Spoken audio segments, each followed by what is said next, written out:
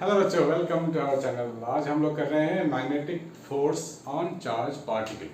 कोई भी charge particle पर अगर मैग्नेटिक फोर्स निकालना होता है तो क्या क्या कंडीशन चाहिए, आइए देखते हैं। तरीके अलग अलग हो सकते हैं, बट आपको जो बेसिक फॉर्मूला है वो तो आनी चाहिए, वो तो बेसिक फॉर्मूला सेम होता है। तो हम लोग जेई नीट के जो भी स्टूडेंट हैं उनके लिए ये क्वेश्चन है। हालांकि किसी बोर्ड में ये क्वेश्चन नहीं आते हैं, लेकिन जेई मेंस एडवांस और नीट बिटसैट वगैरह में आ सकते हैं। आपके सामने एक डायग्राम दिख रहा होगा।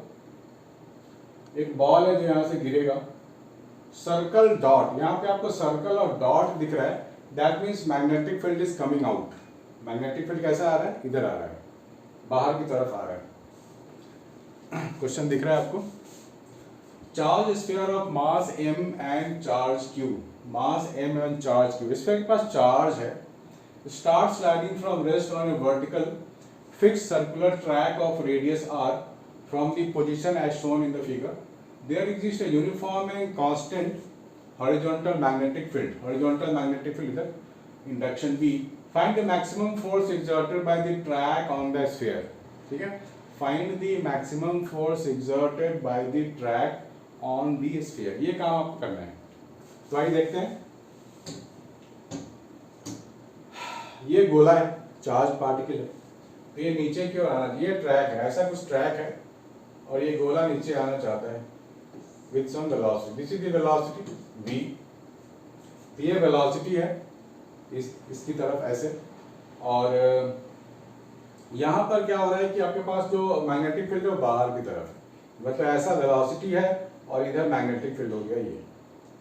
तो v क्रॉस b करेंगे ना राइट हैंड से, तो v क्रॉस b करेंगे तो फोर्स किधर लगेगा, ठीक है ना।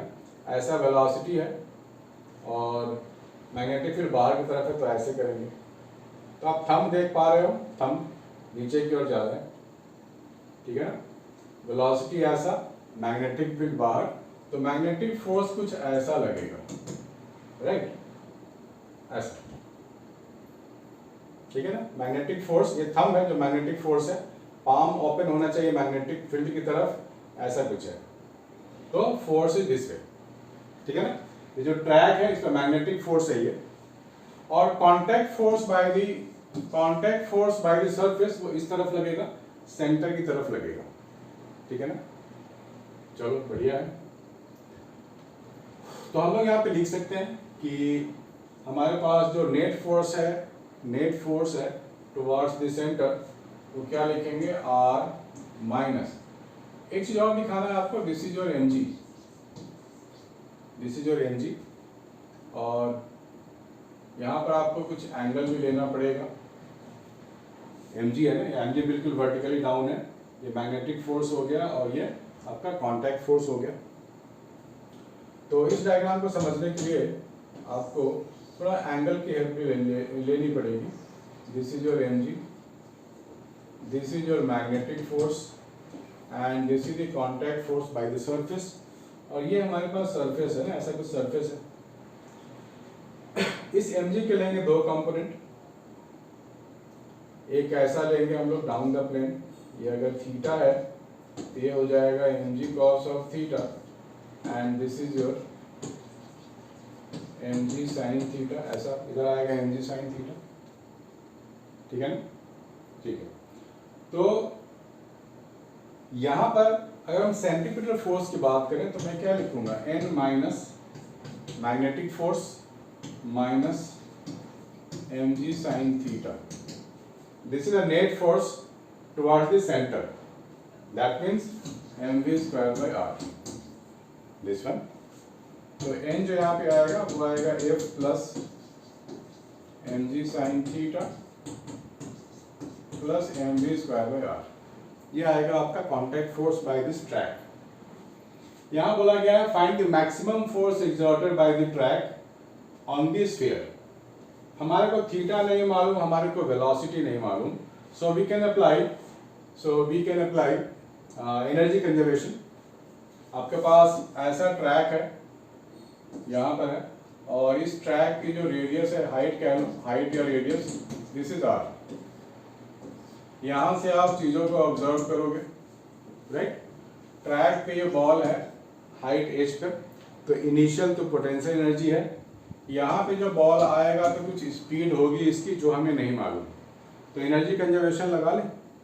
सो we can write mg into height that is equal to half mv square, ये हो जाएगा 2gr under root, this is the velocity, this is the velocity of this ball at the bottommost point। तो यहाँ v की जगह under root 2gr डाल देते हैं, और मैक्सिमम फोर्स चाहिए तो आपको साइन थीटा की वैल्यू 1 लेनी पड़ेगी, ठीक है ना। मैक्सिमम फोर्स हमारे को बोला गया find N maximum, N max की जगह साइन थीटा 1 ले लो, और मैग्नेटिक फोर्स हमारे को मालूम है BQV होता है maximum force, this is your mg plus m/r under root 2gr का स्क्वायर, ठीक है, अंडर रूट 2gr का स्क्वायर। तो आपको मिल गया maximum force on this on the track, N की वैल्यू, ठीक है बच्चों। इसको नोट करो, अभी क्वेश्चन खत्म नहीं हुए हैं, एक दो कॉन्सेप्ट और बताऊंगा जिससे आपको मजा आ जाएगा मैग्नेटिक फील्ड में। Make a note of this.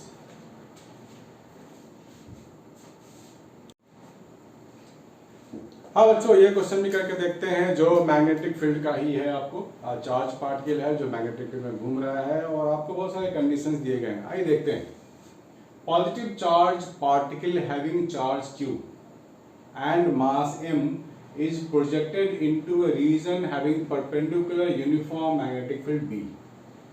The particle enter into a magnetic field region with speed v0, ये v0 से इंटर कर रहा है, normal to the boundary of magnetic field as shown in the figure.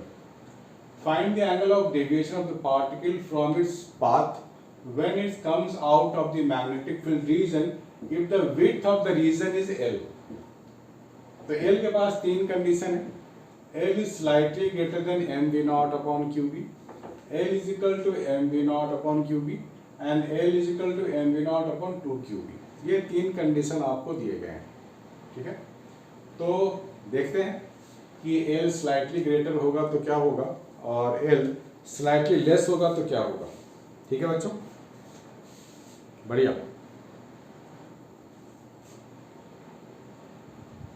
करके देखें, चलो try करते हैं। तो सबसे पहले हमें मालूम है कि किसी भी चार्ज पार्टिकल पे जो फोर्स लगता है वो BQV होता है ना, BQV sine of some angle which is between velocity and magnetic field. तो ये वेलोसिटी ऐसे इंटर कर रहा है परपेंडिकुलर, क्रॉस क्रॉस है, मैग्नेटिक फील्ड अंदर की ओर है, यानी कि velocity and magnetic field are perpendicular to each other, that means BQV लिखेंगे सिर्फ, ठीक है ना।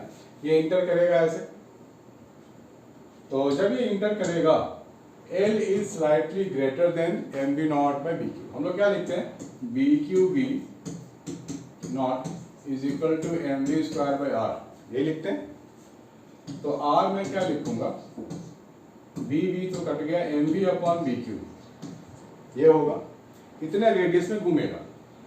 L is slightly greater than mv upon BQ, L अगर बड़ा है यानी कि रेडियस से बड़ा है L, तब तो ये घूम फिर के वापस लौट सकता है ना, फिर तो ये घूम सर्कुलर मोशन होगा, यहाँ पर सर्कुलर मोशन होगा, ये घूम फिर के वापस चला जाएगा क्योंकि ये लेंथ बड़ी है as compare to the radius, ठीक है ना। तो पहले केस में तो कोई दिक्कत ही नहीं है, रीजन बड़ा है, रेडियस छोटा है, तो यहाँ पर ये घूम फिर के चला जाएगा।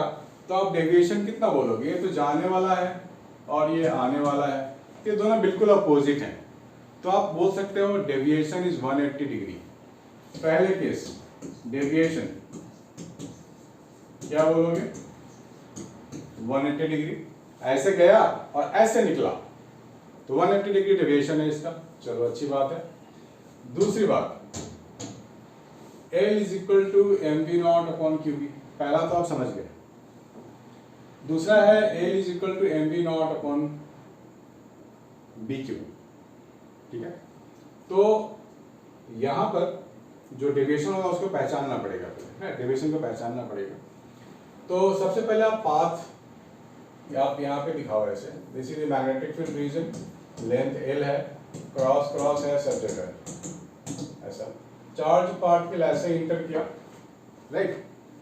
और जब L इज इक्वल यानी कि R यानी कि जो रेडियस है वो बिल्कुल आपका इक्वल है, दोनों इक्वल है, तो आप क्या करोगे, हो सकता है ये कुछ ऐसा डेविएट करे बाहर निकलने की कोशिश करेगा, ठीक है।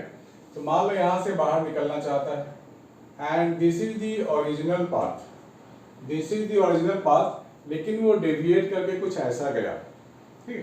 डेविएशन पर फोकस कर रहे हैं। मैं इस डायग्राम को नीचे ड्रॉ करता हूँ ताकि आपको अच्छे से समझा पाऊँ। इस डायग्राम को समझना बहुत जरूरी है। हमारे पास ये पाथ है, चार्ज पार्टिकल ऐसे इंटर कर रहा है and this is your L, ऐसे इंटर करेगा तो कुछ ऐसा निकलना चाहेगा, डेविएट होना चाहेगा। This is the original path, ऐसे जाना चाहता था ये। तो अगर आप बात करो तो यहाँ पर देखो ये जाना चाहता था लेकिन ओरिजिनली ऐसा गया है, यहाँ से निकला है ये। तो इनिशियल पाथ और फाइनल पाथ को बैक ट्रेस करोगे तो यहाँ कुछ एंगल मिलेगा आपको, इसको बोलते हैं डेविएशन, ठीक है ना। इसी को हम लोग बोलते हैं डेविएशन। ध्यान से देखना है बच्चों, आप क्या करोगे, यहां से एक परपेंडिकुलर ड्रॉप करोगे ऐसे, और जहां से निकलने वाला है यहां से भी परपेंडिकुलर ड्रॉप करोगे ऐसे, इनको मिलाओगे, कहीं ना कहीं ये मिलेंगे। तो जहां ये मिलेंगे वो सेंटर कहलाएगा, आर्क। ये आर्क का ये सेंटर कहलाएगा, है ना। कोई भी आर्क है, मान लो ऐसा कोई आर्क है और यहाँ पे परपेंडिकुलर एक लाइन दे दो, इसके परपेंडिकुलर एक ऐसे लाइन बना दो, तो जहां ये मीट करेंगे ना उसको क्या बोलेंगे, सेंटर, और ये हो जाएगा रेडियस। सीधा सा कॉन्सेप्ट है। चलो इसी को मैं यहाँ पर ऐसे ड्रॉ किया है मैंने। तो आप कह सकते हो this is the radius, this is the radius, ठीक है ना। और यहाँ मैंने इसको ऐसे जोड़ दिया, तो this is L, this is also L, ठीक है। इस डायग्राम को समझ जाओगे तो समझो जे एडवांस के सारे क्वेश्चन आप कर लोगे मैग्नेटिक फील्ड के, ठीक है ना। ये डेविएशन एंगल है, इसको थोड़ा सा मिला देते हैं ऐसे, तो ये 90 है। ये एंगल कितना होगा, ये हो जाएगा 90 माइनस डेविएशन, ठीक है। और ये हो जाएगा डेविएशन, तो ये फिर से हो जाएगा 90 माइनस डेविएशन, ये है 90, तो ये हो जाएगा डेविएशन डेल्टा, ठीक है ना। ये पूरा मैपिंग आपके लिए कर रहा हूं, दिख रहा है आपको, ठीक है, बढ़िया। अब आप सोचोगे कि सेकेंड केस के लिए क्या किया जाए, L is equal to M V naught by Q B है। तो इसको ध्यान से देखने के लिए आपको यहाँ पे समझना पड़ेगा, this is also L, this is also L, ठीक है। और जब हम लोग यहाँ पर इस ट्राइंगल की बात करेंगे, यहाँ एक राइट एंगल ट्राइंगल बन गया ना, इस राइट एंगल ट्राइंगल की बात करेंगे तो साइन डेल जब निकालेंगे तो लिखेंगे perpendicular by hypotenuse. Sine of this del क्या होगा, perpendicular by hypotenuse L by R. L मेरे को क्या लेना है, M V naught by B Q, M V naught by B Q, और आर मेरे को क्या लेना है, एम वी नॉट, यानी कि सेम लेना है, M V naught by B Q. तो कट टूट के 1 मिल गया ना आपको, तो सेकंड केस के लिए तो साइन डेल की वैल्यू आपको 1 मिल गई, that means deviation is 90 degree, ठीक है ना। इसको समझना बहुत जरूरी है। आपको 90 डिग्री का डेविएशन मिला, पार्टिकल ऐसे जाना चाहता था लेकिन निकला ऐसे बिल्कुल सीधा, तो 90 डिग्री का deviation, original path final path 90 degree, ठीक है ना। ओके, सेकंड वाला एल आपको लेना है एम वी नॉट बाई 3 को, तो डेविएशन क्या होगा, ये डेविएशन क्या होगा, वापस वहीं पे आओ, वापस यहीं पे आ जाओ। एल की वैल्यू आपको लेनी है M V naught by 2, M V naught by 2 Q B. R की वैल्यू ये लेनी है M V naught upon B Q. तो ये कट टूट के 1 बचेगा, साइन डेल 1 बाई 2 हो गया। तो साइन 1 बाई 2 कब देता है, जब डेविएशन हो हमारे पास 30 डिग्री। तो इस केस में डेविएशन आपको मिल गया 30 डिग्री, ये एंगल छोटा हो गया। बात समझ में आ रही है। So this is the 3 cases we have derived. पहले केस में डेविएशन 180 डिग्री, दूसरे केस में 90 डिग्री, तीसरे में 30 डिग्री, ठीक है बच्चों। तो इसको अच्छे से लिख लो, अच्छे से समझ लो। आपके पास भी कोई मैग्नेटिक फील्ड से रिलेटेड कोई डाउट है तो आप पूछ सकते हो, आपको वीडियो सोल्यूशन मिलेगा। क्योंकि 4 महीने बचे हैं जेईई यूनिट के लिए बच्चों, आग लगा देनी है, फोड़ देना है। बाय बच्चों, टेक केयर।